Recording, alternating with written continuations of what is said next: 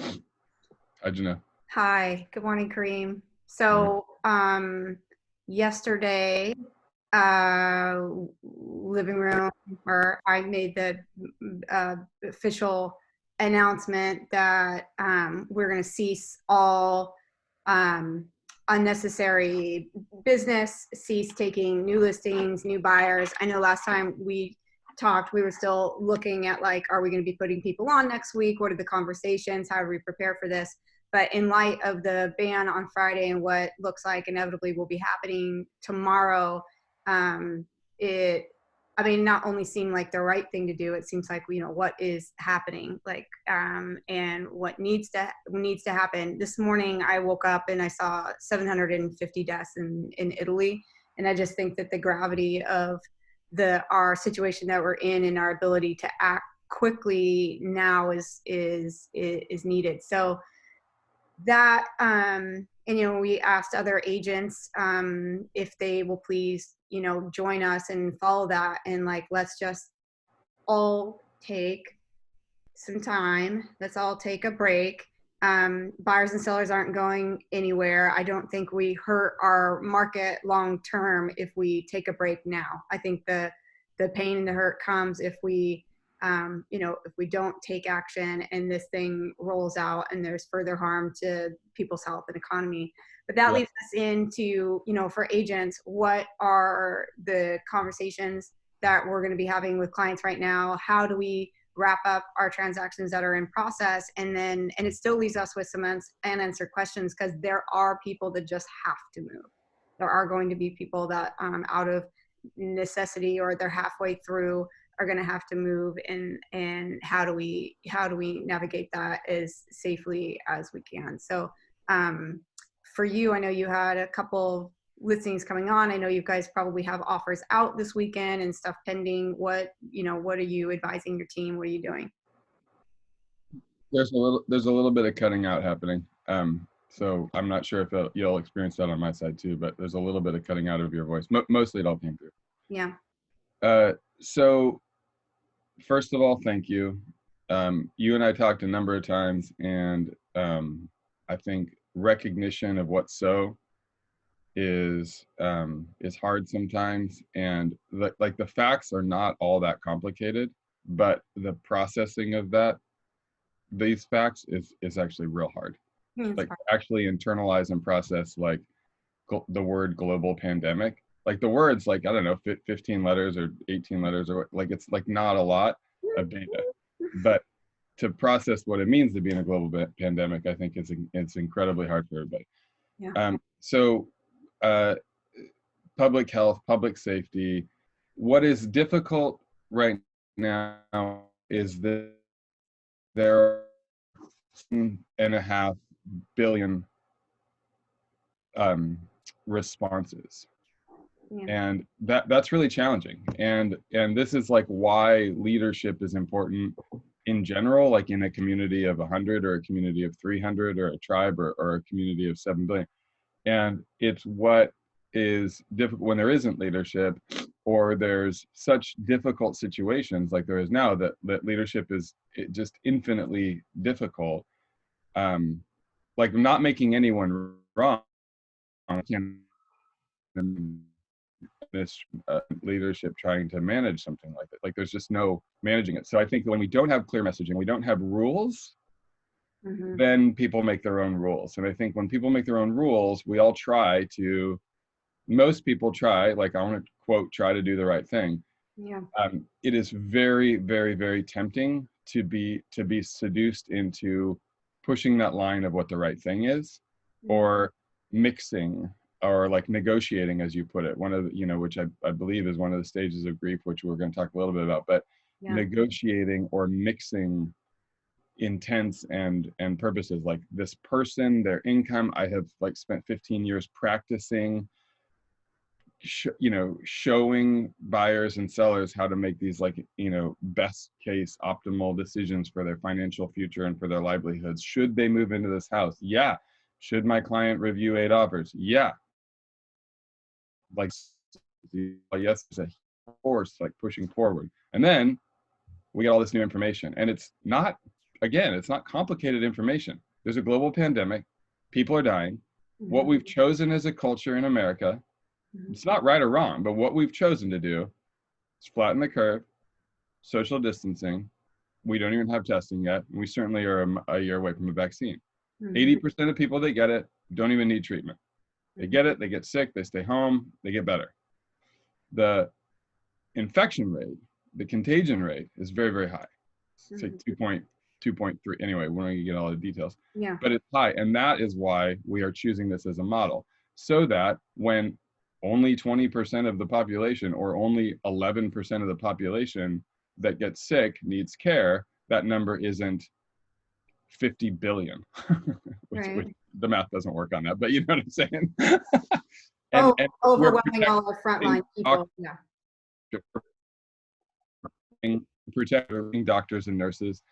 This is what we're doing. It's a community affair, and there's something incredibly beautiful underneath that. And this isn't the place to talk about it. So I just think that the story that's happening, or what's playing out, is like, it's just the coming to terms story. It's like, this is not difficult information to, oh, look, that's what's happening. Well, what do you do? Is real estate an essential service? And we have all, myself included, we have spent days sort of studying California's verbiage. Yeah. Like, I was looking at the verbiage coming out from the California Association of Realtors, assessing whether or not I would be, like, our services would be considered essential services. Yeah.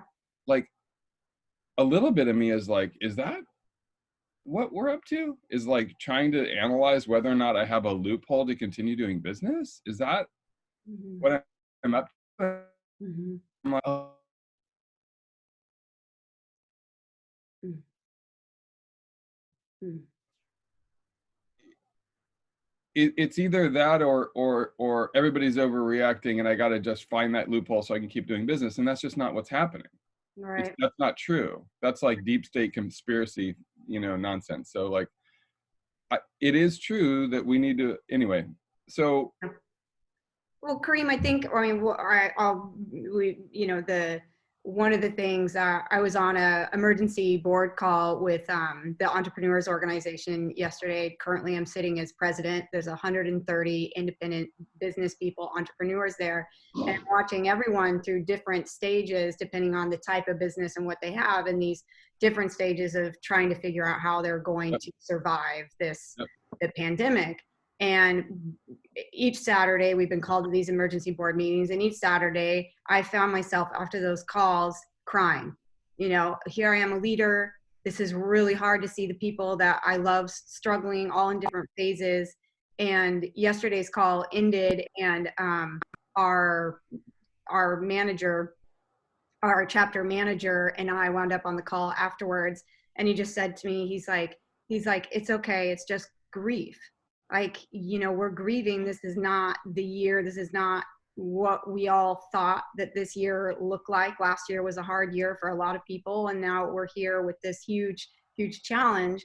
And so and I was realizing that a lot of where I was at, and a lot of the agents that I were talking to, we were in one of those stages of grief. And now it became really clear to me yesterday that was kind of stuck in the bargaining, like you said. Like, am I looking for a loophole? What am I doing? But the 5 stages of grief are denial, anger, bargaining or negotiating, depression, and acceptance. And I think coming into an acceptance to that this is the market that we're at, this is what's happening, has really helped me move forward. And I think that's where we all need to get, is it's like, okay, this is where we're at. We're all in this together. And that's the other beautiful thing about this, is that it's not like an earthquake. I lived through Katrina. I had a property in New Orleans during Katrina, and it was so local, and the rest of the country kind of came in and wrapped around us and added support and services. But you also felt kind of lonely, because it was just so normal in Portland, Oregon at the mm-hmm, time that mm-hmm. we were devastated in New Orleans. But this one is like, we are all here together. And I don't think there's ever been anything like this before, where like every single human in the world is finding themselves, hey, we're in this situation, let's do whatever we can to help each other. We're all interconnected. And if it means taking some time out on some unnecessary business, what a small sacrifice. Yeah. Last time we had a chat, there was like what I was in research mode, and again in California, just because they're a week or two ahead of us, and we have some contacts there, a great agent to talk to. They're busy. You have a market industry leader down there that you were talking to, so we have, it's data points. And I'm talking to them, and I'm looking for like what's expected, what's coming. I'm talking to title companies and like what's expected, and they're saying we've found mobile notaries in California. Yeah. They're saying they, in San Francisco County, they have e-recording as well, just like Multnomah County. Like, okay, it's probably different for Clackamas and Washington, but right now I know that Multnomah County is e-recording. So like these are the ways forward, right? And it's like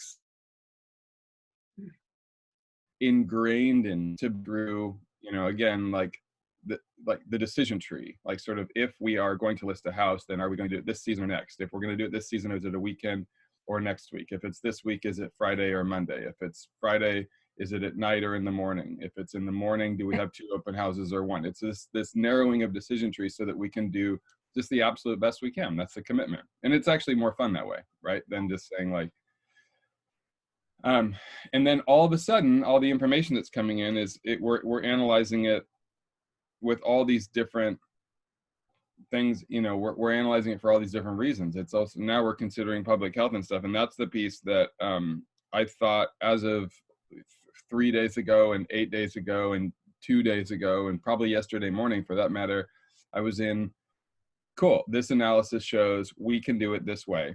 Mm-hmm. My photographer's scheduled right now. My photographer's scheduled for Tuesday and Wednesday next week. Yeah.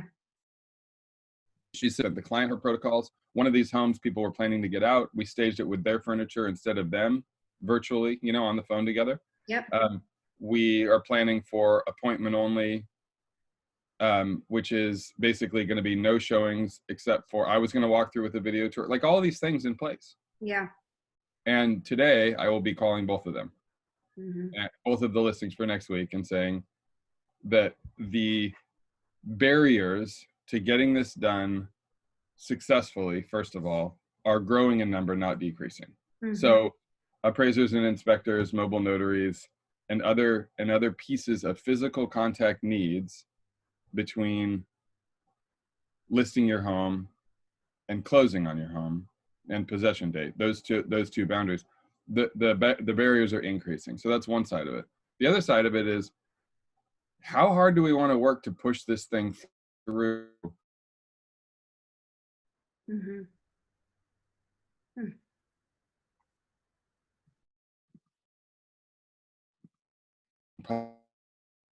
Public multiple. That's a different question. Are we cutting out, or are we good? Yeah, we cut out for just a second, but just how hard do we want to push to pull this through? How hard do we want to push to pull it through for the success of the transaction? Is it better or worse than 2.5, 3.5, 4.5 months from now, whatever it is? Maybe, I don't know, maybe longer. That's the hard part, is we can't quantify what happens on the other side.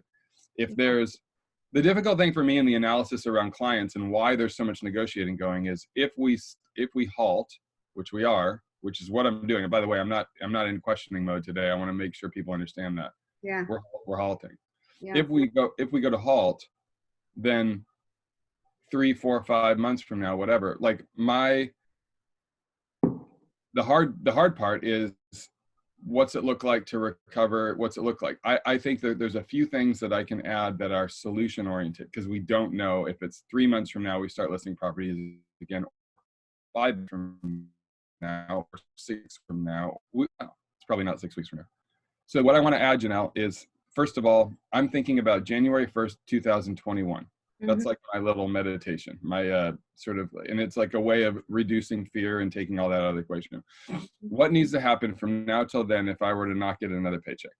And there's a bunch of things. I've talked to my accountant, I've talked to a financial advisor, I've thought about my home, I've thought about a home equity line, I've talked to my parents, I've talked to Leone. We've I've thought through this kind of like what we would call worst case financial picture, and put that number on January 1st, 2021, and kind of sat with it. You know, like I'm not planning for that. I'm not looking forward to that. I'm not leaning toward that. I'm going to do other things. But if that's worst case, what are the options? Get out of real estate today and wait until everything blows over and get a new job. I mean, that's an option. I'm not going to do that. Find ways to reduce costs and find ways to anyway get through somehow. But the idea is planning forward to 2021, and when we start doing that, talking to our accountant about quarterly taxes and how to not pay them instead of how to pay them, any tax savings that was there, talking to my accountant about like how ahead of the curve I might be if I have a little bit of savings, and you know, et cetera, whatever your options are, right? So if I do that, then I'm not living in fear anymore. My mom taught me that lesson. She went to the Peace Corps when she was like 20, and she was like, okay, worst case scenario, how that is. And she goes, well, if that's how I go out, I guess that's how I go out. No idea that I was going to be born someday, and she would never make that choice because I was going to be born. But anyway, so she goes to the Peace Corps, doesn't die of malaria, meets my dad. You know, the rest is history. Right. Good Middle Eastern food important forever. Which is her legacy. Side note, her other legacy, she's been sewing masks for doctors and nurses for days and days, and her and a bunch of other old ladies are sewing the shit out of those masks. Yeah, my grandma too. Cool. Yeah, it's pretty cool. Yeah. I you know, one of the really beautiful things that's come out of this is just like just the ability to do some things that would normally take a really long time. Like I'm able to execute on, and I got a call 2 days ago from Lindsay Murphy, who runs the Crazy Fab Lab, or Crazy Aunt Lindsay with her Science Fab Lab.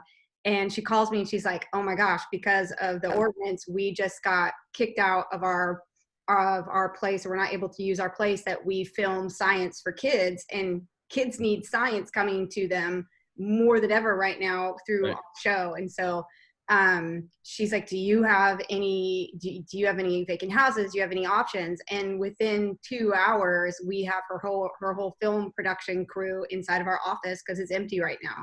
And we have this gorgeous new building that we just built, and the rainbow cabinets and the rainbow mural outside. And I just started thinking about it. And I was like, did I actually build this as the set for a children's science show? It's a lot more like that than a real estate show. And she's, you know, and she's so incredibly grateful. She's near tears. She's like, this is how I imagined the Fab Lab looking. Like, how is this possible that I, you know, and she's showing me screenshots of like what she was dreaming of. And 2 minutes later, the screenshot of she can't be in her space. And then a screenshot of like 30 minutes later of me being like, I've got the solution. And she was saying to me, she's like, just because these are fearful times does not mean we have to be fearful. Yeah. And you were chopped up for a like little bit. five to 7 seconds.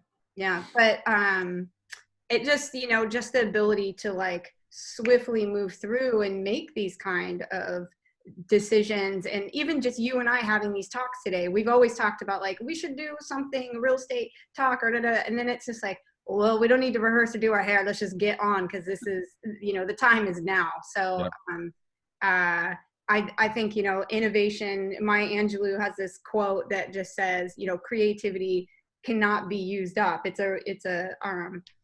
know, the more you use it, the more you have. And I think that we as a country and we as a market will come together and be creative. I don't think real estate's going to totally stop, but I think we all need to take a time out right now and stop running around and doing business as usual, so we can all regroup and figure out, what does business look like going forward? How are we going to meet the needs of people who absolutely have to move? And how do we secure the health of people that don't, and our agents and our vendors?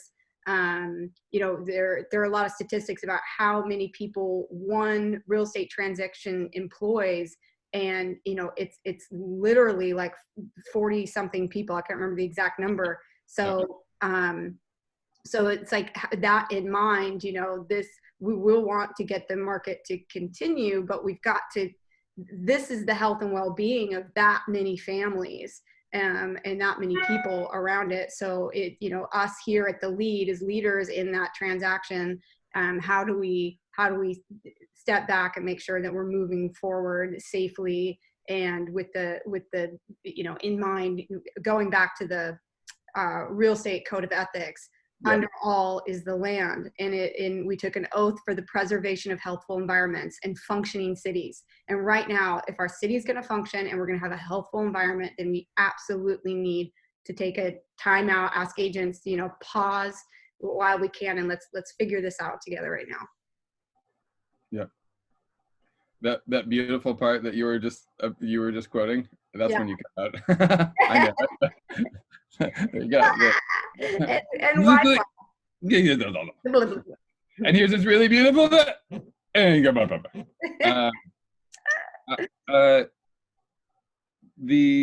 I appreciate you and your leadership in the company. I really appreciate you internalizing and having your process be one of, look, this is big fucking information. I'm going to process it. I'm going to internalize it, and I'm going to make clear decisions. I appreciate that. And I think that's very, very helpful. I think there is a lack of leadership in general in the world. Right now, there's a lot more leadership, and it's great, and it's good to see. I'm happy to see things on all over the place right now that I would say look like leadership, and I think that that's really helpful. I am going to be talking to my clients very practically today about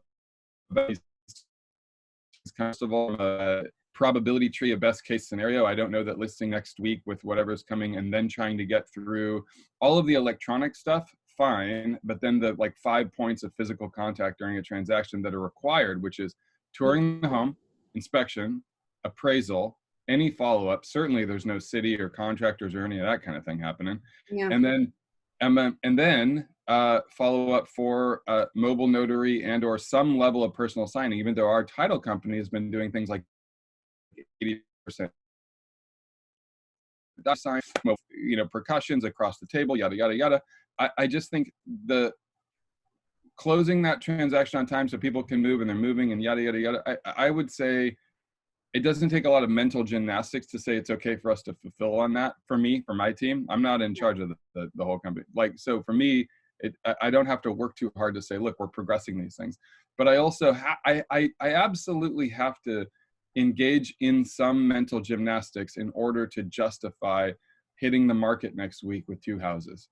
It takes some monkey mind. It takes some, well, if we maybe, and I'm like, man, all things being equal, I mean, I also don't want to cop out and say hey, just all bets are up, stop, burp, beep, beep. I'm in a privileged place. I can just borrow $100,000 to get through the year, or $500,000, or whatever these stupid numbers that people talk about. I also don't want to do that and just hey, the full answer, controlling, and we can let go of everything. I don't want to do that. I want to take one step at a time, take the best information, and lean into a thoughtful decision. And today, you and I have talked a number of times the last few days, but I am happy to, or peaceful with the decision to advocate for both listings that we're going to hit next week, not. And I also think it's possible that a shelter in home in Oregon in a couple of weeks, we see, because we're supposed to be late April is when we're peaking here in Portland. It's really it's a month away that we see the effects of what we're doing today. Mm-hmm. A month. Mm-hmm. That's a long time. We've all been doing this for a week, barely. Yeah. Barely. And it was homeschool for a week, not 5. It feels like 5. It brought me to my knees, Karim. Yeah. And it was 1 week. I know. It's literally 3 more weeks before we see what I suggest that that's when we're going to see peak hospitals and that kind of thing. It's literally coming. Yeah. What kind of hiding out, what kind of mental gymnastics do I need to do in order to think what a good thing to do next week is list a couple of houses. I mean, that just seems fucking crazy right now. And yesterday, 24 hours ago, it seemed maybe. I'm yeah, okay. So if we, and this is what I mean by it. They're not complicated decisions. Yeah. But it is exceedingly thick amounts of processing. Yeah. Well, here's what I'm excited about is that we are going to go through all this together. We are going to continue this conversation because we are going to find out what it's like to try to do a transaction if a home inspector can't get there. And we are going to see what's going to happen to people who need to move and how we're going to serve them. And I'm really looking forward to the ingenuity and the creativity that we're going to have. The market, I mean, the real estate market, for one, is just such a safe place financially as compared to the stock market. It's much more stable. It's much more sustainable. So, you know, the demand and look at coming in and investing in the market, I think, is going to raise the amount of motivation for people wanting to move is going to increase anytime that there's a big shift in the market. Oftentimes a whole other segments of the market we hadn't even seen before start coming out and wanting to buy for different reasons. So the market's not going to stop. It's going to just be really interesting to see how we all are able to navigate it, how we lead through this. And I'm really just excited about the conversations and leadership and ingenuity and creativity that we're all going to experience and come up with as we continue this, as we continue through. Because I know I'm not going anywhere. I know you're not going anywhere. I know our agents are leaders in the industry. They're not going anywhere. So I'll be excited to share more of this. That's the other thing is when we have levels of normalcy returning. Yeah. Which is again not about the ingenuity and creativity in the next few months, but just speaking to the other side of it also, which is part of our future, that there will be, I don't know what percentage of reduction in agents in the business. You know, there's a lot of agents right now that are thinking, what was that other thing that I wanted to do? Now's the time to do it. A lot of people in every industry. What was that other thing I wanted to do? Maybe now's the thing seems secure. Yeah. There's a natural like pause that everybody's doing, and that's not bad. That's not like, oh, all the shitty agents are getting out. Not at all. It's like there's a lot of people that are sort of maybe have been reaching that critical about with a lot of people home and homeschooling for good. There's a lot of people moving to different places. There's a lot. I mean, I think January 2021 like looks really different. Like I think August of 2020 looks really different. I think a lot of big changes that people can make inside, and for me, you know, that's an exploitable opportunity, and not exploitable in that nasty way that it usually has negative connotations. It's just there's a moment of separate, you know, there's a new decision tree formed, and we have decisions to make again. And if we make the best ones every day, which we've been doing so far, and then information is not maybe so dramatic every 3 hours change, but now it's going to be like, wow, we're hitting into this. Is a big deal. We just keep making best decisions, and on the other side of this, I think we come out like infinitely stronger, infinitely tighter, stronger, condensed. Like we know what we're doing. So anyway. Yeah, I think the thing I'm most looking forward to is shared reality. I think that there hasn't been much shared reality yet. And once we get there, we're going to start cooperating and working together really beautifully. And like you said, there will be a lot of reasons that there'll be movement and shift. And I think for those of us that are doing the right thing, making the right decisions, having the long-term view, helping, being of service to our clients. Yeah, you're right. 2021 looks really exciting. It looks like the kind of market that you know, we'll talk about for our entire career of like how exciting that was to come out and with the people that we came out with and seeing things rebuild and seeing just, you know, we've been telling stories for us. I think about how many relationships, you know, sorry, you were cutting out. I thought you were doing. Oh, no, I was just going to say, we've been telling the stories of how people make room to live. I mean, Living Room was born out of the recession, and it was like, okay, what do we do to help people? Well, we got to tell their stories. We got to show how people are living and making it work, because this is a tough time. And we've been telling those stories, and we've gone through this giant boom, and like, I'm just so excited about, like, we're going to be telling so many stories right now, and some of them are just so beautiful about humanity and people coming together, and the stories that we're going to tell coming out of this. So, I mean, I'm committed. I'm here. I'm not alone. I'm with you. Yeah, just appreciate you being here for this conversation. Thanks, Jenelle. Yeah, thank you. My kids were eating hot dogs in newspaper with mustard last night at the beach with lots and lots of space around us, sitting around a fire, and they were jumping off of logs. And the most beautiful end of day. Today I'm in a basement on a video call with Jenelle. Making room to live. Have a great day, Jenelle. All right, love you. Bye. Love you.